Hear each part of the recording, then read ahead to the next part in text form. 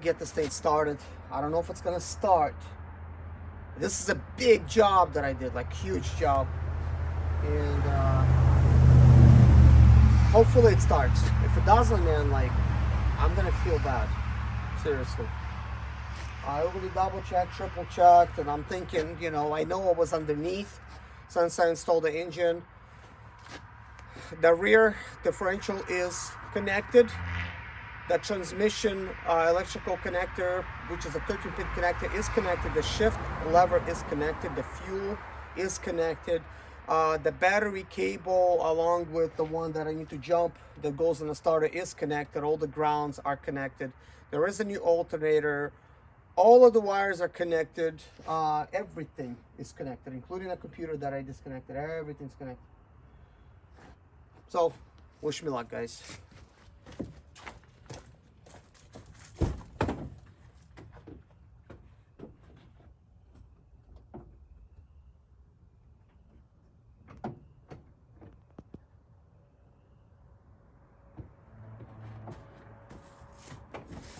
I'm not sure if I'm somehow not getting power. I mean, this is the wrong key, I think, for it too.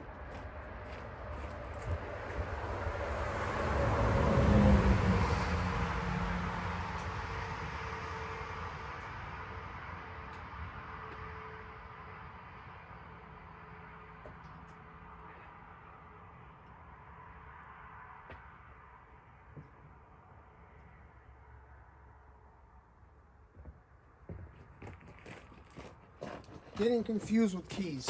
I have way too many square keys.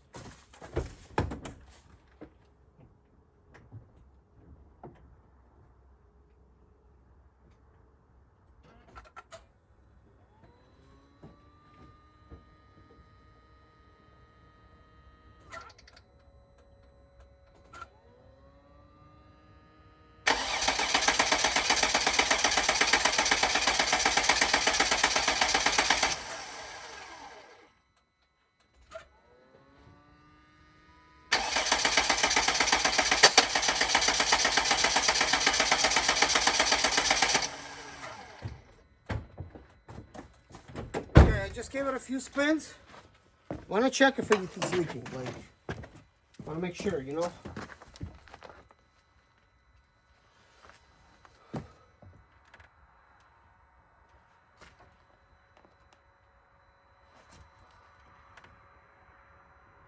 No, I don't have any leaks. I don't have any leaks.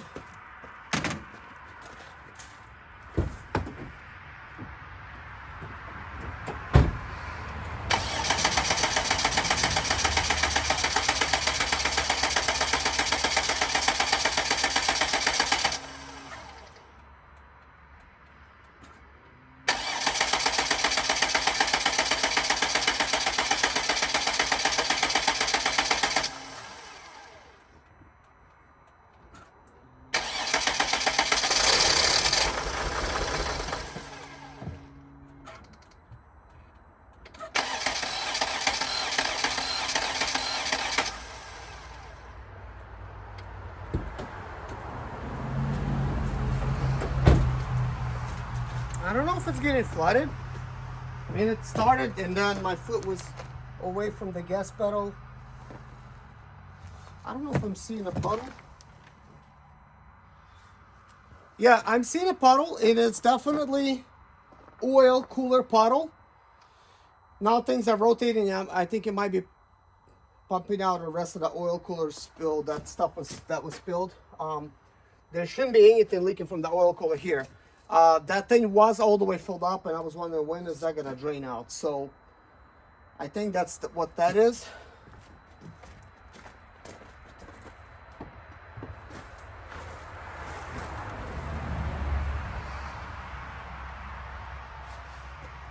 Because it's right where the starter is.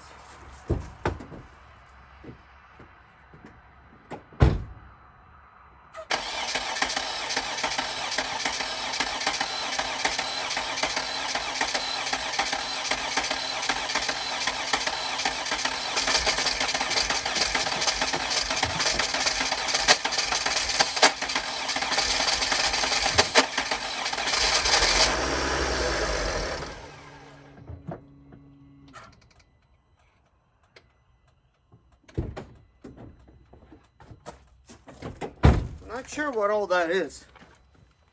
It's kind of crazy. Splitting, sputtering.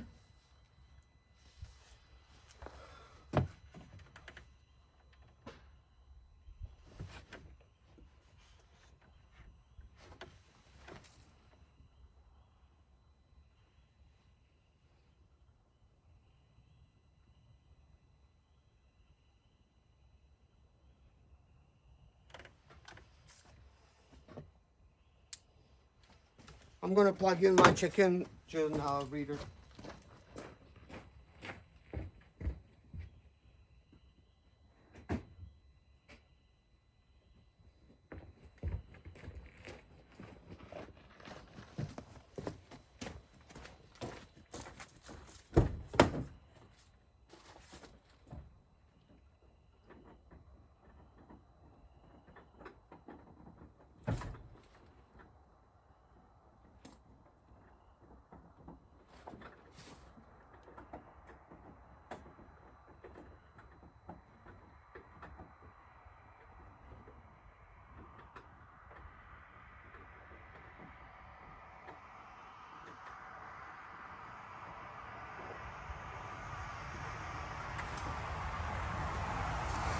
Can't see anything.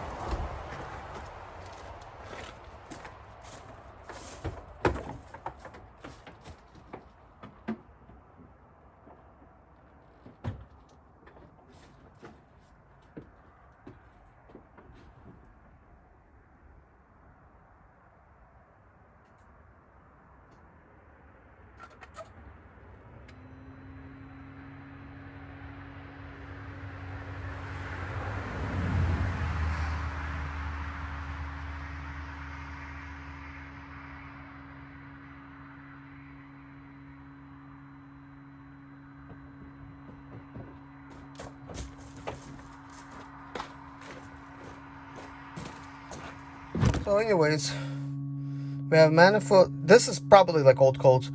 Manifold absolute pressure, barometric pressure circuit low. Intake air temperature sensor circuit.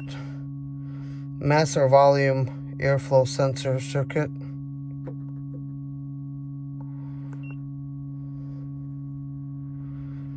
Intake manifold runner control stuck. Close bank 2. This is actually what was going on prior because I actually replaced the intake manifold things.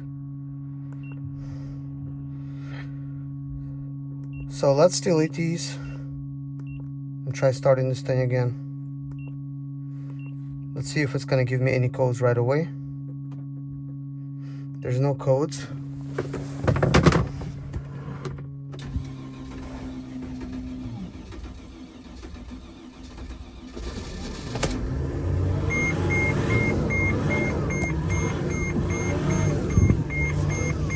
Okay, there is very low power steering fluid.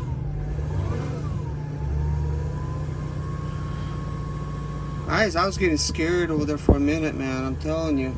When you do a big job like this, you just never know. I'm gonna try, I don't know if it's gonna try to shut down on me, but I'm gonna keep this above 1,000 RPMs. Just, perhaps it needs to relearn things, guys. I had the computer disconnected, like everything was disconnected. The battery was disconnected. Actually, the battery did not even die. Kind of scary. Kind of scary. I know what a lot of you guys might feel. You might be thinking, yeah, kind of scared. Imagine us being in your situation. I had the parking brake engaged for safety. Anytime you disconnect the drive shaft, you want to make sure your parking brake engaged, and you have something underneath your wheels. I think it's trying to quit right around there. But I think right now it's trying to relearn things.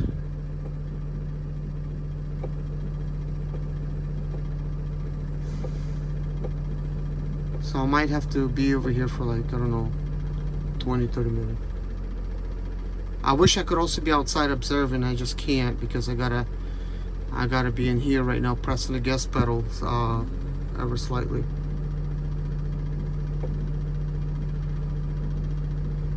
And then, you know, guys, like I completely unplugged all of the connectors and I replugged everything, and I'm pretty sure I plugged everything in correctly.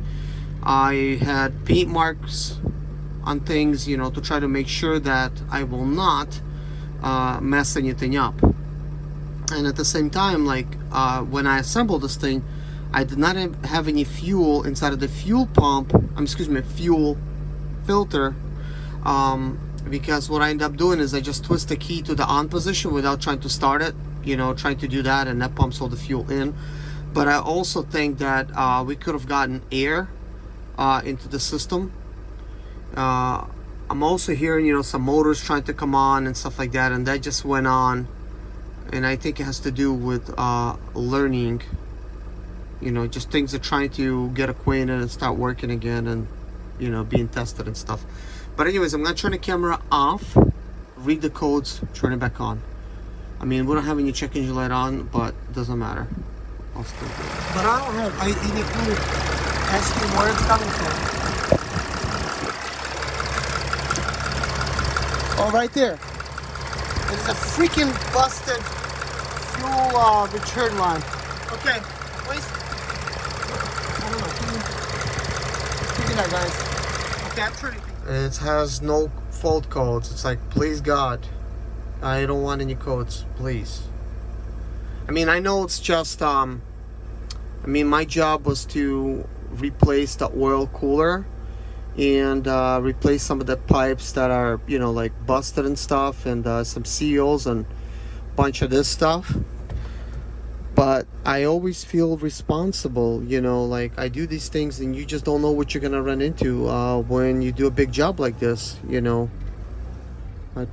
By the way, that's me fluctuating this thing a little bit. Let's see, I'm gonna try to see if I could release this slowly.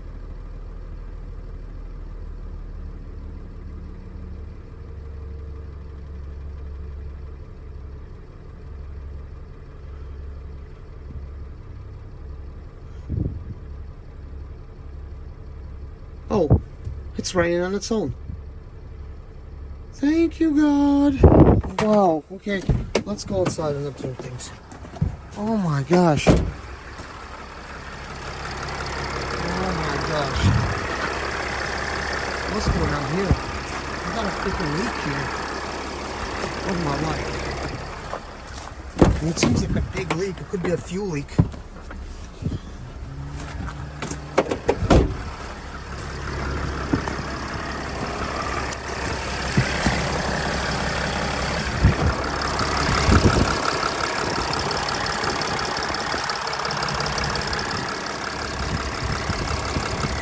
There's a big diesel leak, guys.